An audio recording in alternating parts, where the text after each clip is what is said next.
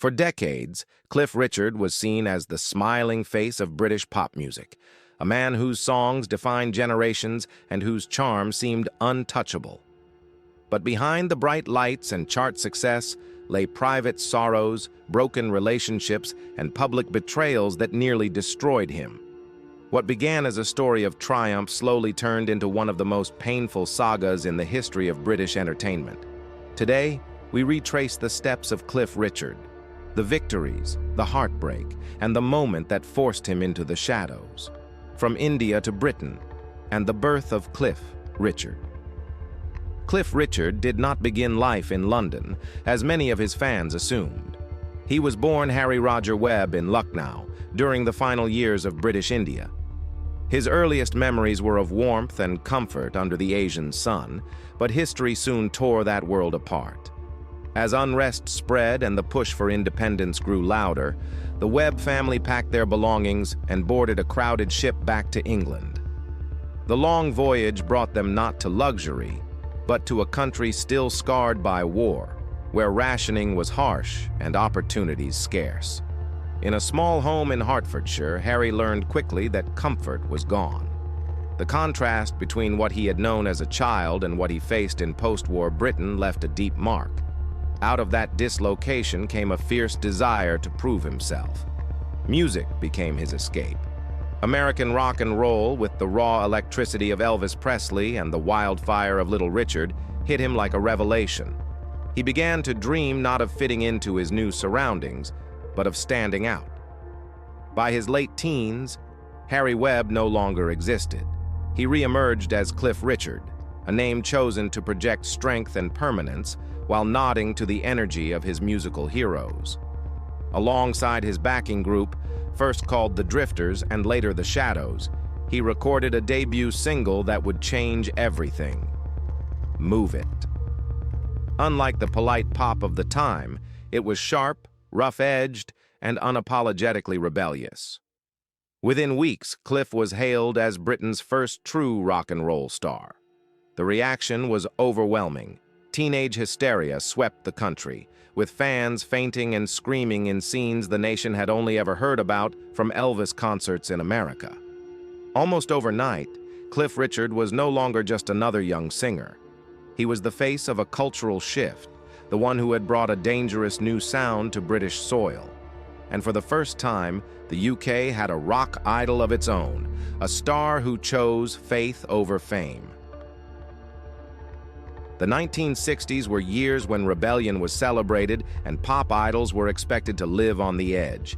Cliff Richard, however, made a decision that stunned almost everyone who admired him. At the height of his fame, he stood before thousands at a massive gathering led by American evangelist Billy Graham and publicly declared himself a Christian. It wasn't a quiet choice whispered to family or close friends. It was a declaration broadcast across the country. Fans were left in disbelief. The man they had seen as Britain's answer to Elvis suddenly seemed to be turning his back on the very image that had made him a star. Record executives and agents panicked, whispering that his career was finished. Some thought he would walk away from music entirely and become a school teacher. Cliff himself considered it. He feared he could not reconcile faith and the stage, believing one life had to be sacrificed for the other. But in the end, he did something no one expected. He stayed. He refused to abandon either calling. Instead, he merged the two, becoming the first major British pop star to openly live by his beliefs while still competing on the charts. That choice didn't just save his career, it changed him. Cliff later admitted that much of his early swagger had been an act, a mask hiding deep insecurity. After embracing his faith, he said his confidence grew. The pressure to always play a role disappeared, and for the first time, he felt free to be himself. This transformation came with a heavy personal cost. The sudden death of his father when Cliff was only 21 left him responsible for his mother and sisters. Years later, he would endure a long, painful vigil as his mother slipped away to Alzheimer's. These experiences deepened his sense of duty, but they also meant sacrificing his personal happiness. Relationships faltered, One with a dancer he truly cared for ended in a heartbreaking letter where he confessed he had to choose career and family over marriage.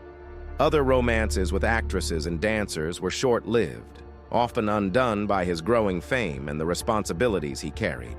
Yet despite the personal sacrifices, Cliff held firm. While the Beatles and other groups stormed the world, Cliff endured by being true to himself. He was no longer just a pop idol. He had become a man defined as much by his faith and resilience as by his music, the love that never was. Among all the fleeting romances in Cliff Richard's life, one story overshadowed the rest, a love that slipped away before it ever had a chance to begin. In the early 1970s, Cliff invited a young Australian singer named Olivia Newton-John onto his television show. From the moment they performed together, there was an undeniable chemistry. Their voices blended seamlessly, their friendship blossomed, and for Cliff, something deeper began to grow.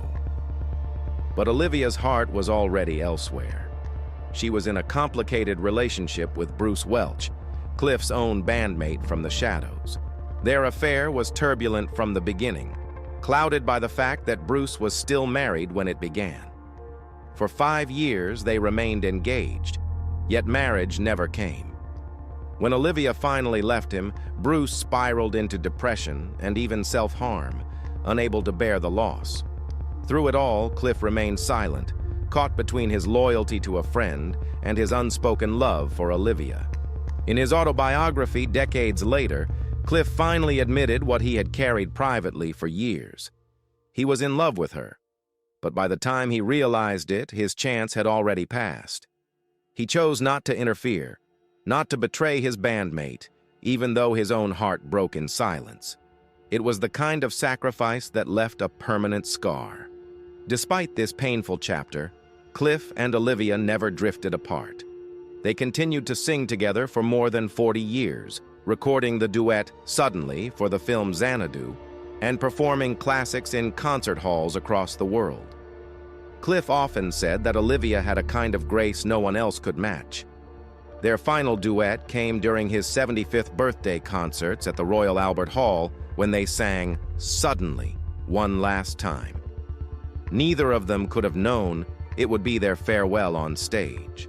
Weeks before Olivia's death in 2022, Cliff called her. She sounded cheerful, her voice warm and full of life, hiding the pain of her long battle with cancer. Cliff later wrote that he never imagined that phone call would be their last. When she passed, he refused to use the word death. Instead, he said she had simply stopped living. For him, it was the only way to describe the silence she left behind. This unfulfilled love story became one of the quiet tragedies of Cliff Richard's life. While he filled stadiums with music, his personal world carried an emptiness that no audience could see: collapse and reinvention. By the mid-1970s, Cliff Richard's career seemed to be fading. For the first time since his debut, he went an entire year without placing a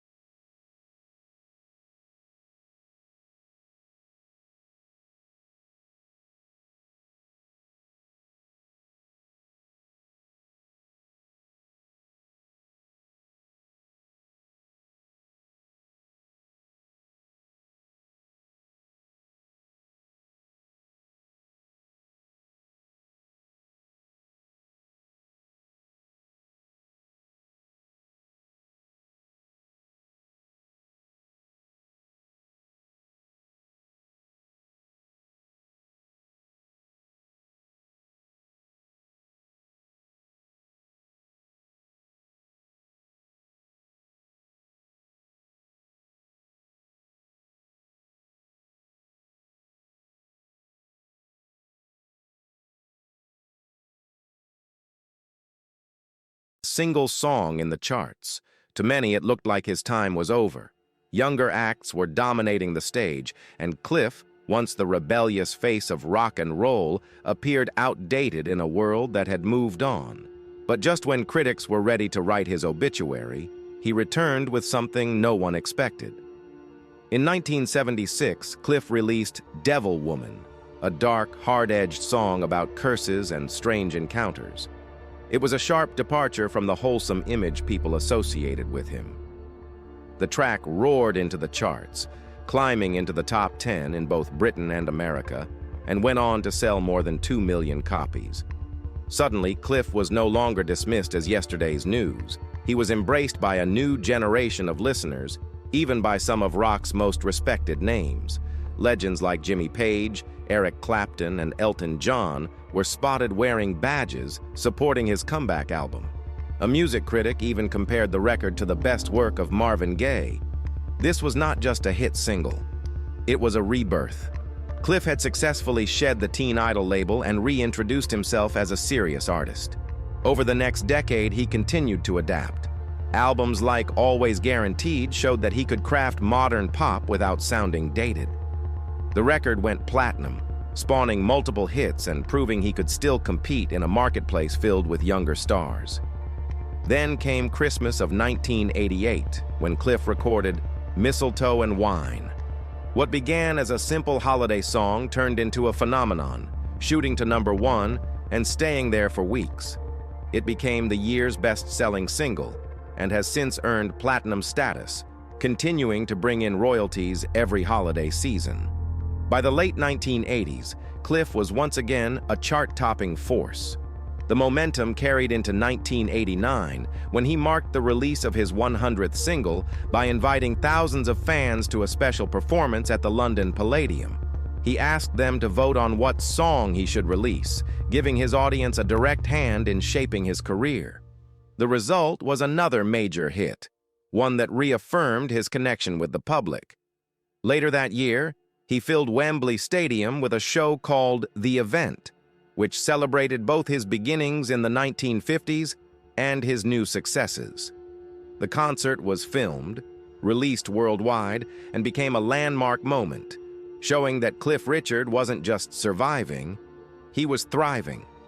By the close of the decade, Cliff had achieved what no other British artist had managed: #1 singles across 5 consecutive decades.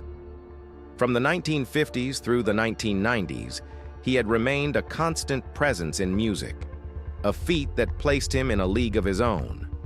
What had looked like a collapse in the mid-70s had transformed into one of the most remarkable comebacks in British music history, the song the industry rejected. By the late 1990s, Cliff Richard had already proven himself a survivor. Yet the music industry seemed determined to push him aside. When he released the Millennium Prayer, a simple but powerful idea that set the Lord's Prayer to the tune of Auld Lang Syne, the reaction from radio stations was brutal. BBC Radio refused to put it on their playlists. Executives claimed it wasn't relevant for younger audiences, even while artists of the same generation, like Tina Turner and Cher, were still getting airplay. Some DJs even mocked the song, calling Cliff outdated and too old for the charts. To many artists, that would have been the end. Without radio, without major label backing, a single had little chance of success, but Cliff's fans refused to accept defeat. They rallied behind him, buying copies in droves, spreading the word, and turning the single into a movement. Against all expectations, the record climbed straight to #1 and stayed there for 3 weeks. It was Cliff's 14th UK #1, arriving 40 years after his very first. The success went beyond Britain. In Australia and New Zealand, the song hit #2. Across Europe, it broke into the top 20, with several countries awarding platinum certifications. All of this without the machine of the music industry, without the support of radio, and without the promotional campaigns younger artists relied on. The Millennium Prayer became more than a song. It was a protest. It was proof that Cliff Richard was still loved, and that the public, not the gatekeepers, would decide who mattered. By this point, Cliff's legacy was already unparalleled. He had sold over 250 million records worldwide, collected honors including a knighthood and an OBE, and earned recognition not just for his music, but for his charity work. He had raised money for children's causes, spoken publicly about faith, and remained a constant figure in British culture. Yet even with all those achievements, the sting of rejection from the very industry he had helped build left its mark.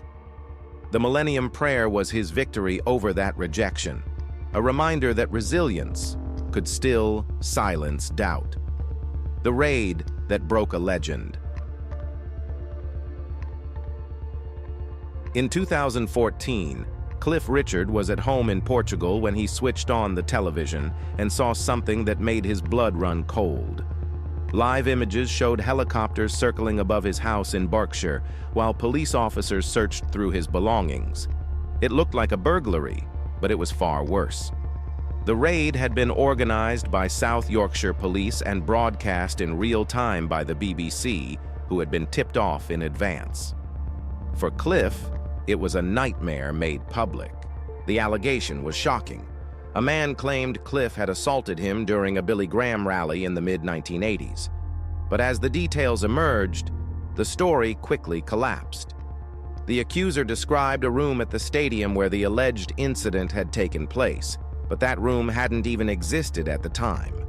Officers who had been assigned to guard Cliff during the event were never interviewed, despite being able to confirm he was never alone. For nearly 2 years, police pursued an investigation that produced no evidence, spending hundreds of thousands of pounds of taxpayer money, while Cliff's name was dragged across headlines worldwide.